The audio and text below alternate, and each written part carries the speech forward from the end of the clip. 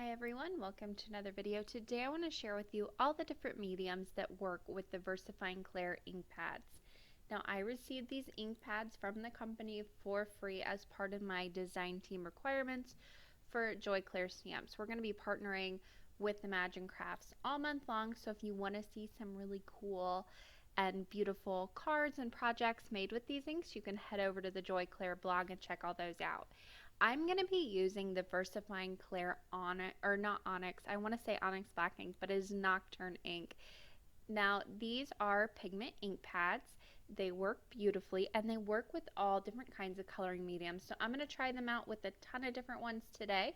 I'm just using black, but these do come in all different colors and each one is the same formula, so you can use them if you want to do some colored ink coloring. You can do that too. It really is up to you. So I'm using God's Masterpiece stamp set. This has a big blob that's an art blob, and I am going to stamp that on regular plain cardstock 4 times. Now I'm going to start off with my alcohol markers, and I'm using light colors all the way around. So right now I am using a lime color. I have heat set these. There's nothing over them. I've just stamped down the image, but I did heat set them so I knew they were nice and dry. Because they are pigment inks, it takes them a while to dry. Now I'm going to scribble straight over the actual blob of ink. Now no color comes off on the tip of my marker. I'll go ahead and zoom you in here so you can see that. I will show you what happens when you color straight over this ink though. But if you keep it like you normally would with a colored image and you're not coloring over the lines, this works perfectly. The ink doesn't smear, it doesn't bleed, and I'll zoom you in now so you can get a close up. When you color over big images like that, you're going to get a little bit of the color that soaks into the paper and it kind of muddles up the image a little bit. So you probably don't want to do that, but no ink comes off on the marker tip. It's not going to ruin your markers. And with coloring right up to the edges, you don't get that. You don't get any bleeding, you don't get any smearing. So this ink does work really well with your alcohol markers. Just make sure it's dry. There's a nice still photo of that I went ahead and made it so you could see it a little bit easier. You can go back and pause that if you want to take a closer look. For my next medium, I'm going to be using watercolors, plain watercolors. This is a Koi watercolor sketch box, I believe. These are 36 pans, and I'm going to be using the yellow color and a water brush from Arteza. I'll go ahead and again first scribble over the actual image itself and right up to the line for this next test.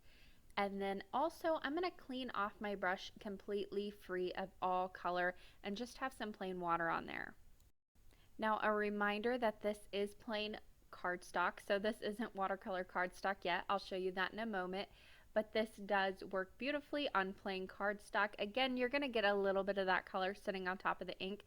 This is a pigment ink. It's not going to allow anything really to soak into it, like a watercolor to soak into it, so it looks a little bit funny. But if you go right up to the line, a little bit over it, it's not going to mess with the image, and it didn't bleed, it didn't smear again with that. My next test is with colored pencils, plain, and with colored pencils with OMS, Gamsol, whatever you want to call it. So for this test, the first one I just color right up to the image and over the image as well with colored pencils. And then on the other side, I'm going to go ahead and color right up to the line and over it. But on this side, I'm going to blend out with some OMS. I do have a blending stump off to the side there. You can also use a paintbrush if you wanted to. I just prefer blending stumps. So I'll go ahead and dip that, make sure I get a nice amount on there, and blend this all out. Now this blends beautifully. Again though, you don't have any smearing. I don't have any bleeding. I don't have any color lift up from the ink itself. So this worked really well with this medium. Here is a closer look at that. Again, you can see it sits on top of the ink, which isn't something that's going to change. I mean, the ink sits on top of the paper. Whatever else sits on top of that is just going to show up. And then also there's a nice close-up of that. You can see no bleeding, no smearing. Now my next test I wanted to do was with the Deb Blender pen. I use this quite a bit. I use it for different mediums, but I'm actually going to pair it with some Stampin' Pastels today. These are from Stampin' Up. You can buy pan pastels from a lot of different places though. They're basically just chalk pigments. So I'm going to go ahead and load up my Dev blender pen. This is a blender pen that is refillable and the tips are also replaceable. So it's a really good investment and it's not very expensive at all. And it works with a lot of different mediums.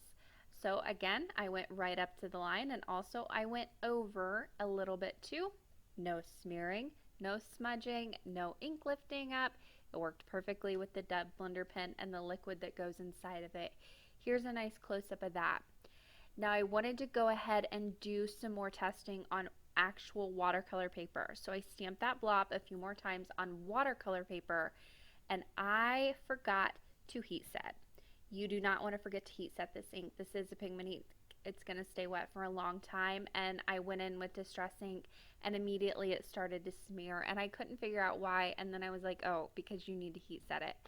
So I quit what I was doing. I ran my finger over it and I'm like, oh, you didn't heat set it. So I went ahead and gave myself a little bit of time to go ahead and heat set that. I heat set it for about 30 seconds and then I came back in and started adding some more Distress ink over. This time I didn't get any smearing, but you do have to remember to heat set. So I went ahead and left this in so you learned from my mistake. So I added that ink over the stamped image. Once I had heat set it, there was no smearing, no smudging. It stayed perfectly fine. I'll come back in just a moment and add some water to that. But I'm going to go ahead and move on to the Arteza Real Brush pens. These are a watercolor pen. They have a real brush tip on them. I have a video all about a review of those. I'll leave that in the top right hand corner. But I went ahead and scribbled some color all the way around that. Now with just the color, there was no bleeding, no smudging, no lifting. I'm going to go ahead and add some water now and blend this out right over the top of that ink. Again, these have been heat set now and I'm working on watercolor paper. So this blends so beautifully. And again, with the water, no smearing, no smudging, no nothing. I also wanted to try it with my Spectrum Aqua brushes. These are kind of like your distress markers. They have more of a brush tip like you would get with your alcohol markers. I scribbled some color all the way around there with just the color, no water added. There was no smearing, no smudging, no ink lifting. I came in with some more clean water and really blended that out, really went over the top of that, and there was nothing. I mean, it stayed put, which is awesome. I also went over the right side, and other than the smudging that was already there from not heat setting, there was no more ink lifting or moving around or anything like that. Just remember to heat set whenever you stamp down your images and you'll be just fine. That includes all color mediums. Here's a nice close-up of that Distress ink. You see a little bit of that kind of moving of the color. And there is a close-up still of that. You can really see how much that color moved right there in the bottom right-hand corner. Then I've got the Arteza water brushes or water real brush tips, and then I also have the Spectrum Noir, and I do have a couple of still photos of those as well, but they both performed beautifully after I went ahead and heat set those. There's a look at the Arteza close up of the still photo and also of the Spectrum Aqua brushes close up. That does it for me today. Thanks for watching. I hope you guys learned something from this video and seen all the different mediums that will work with the new Versafine Clair inks. Make sure you join Joy Clair Stamps as we pair with Imagine Crafts this month over on the Joy Clair blog. Thanks for watching and happy crafting.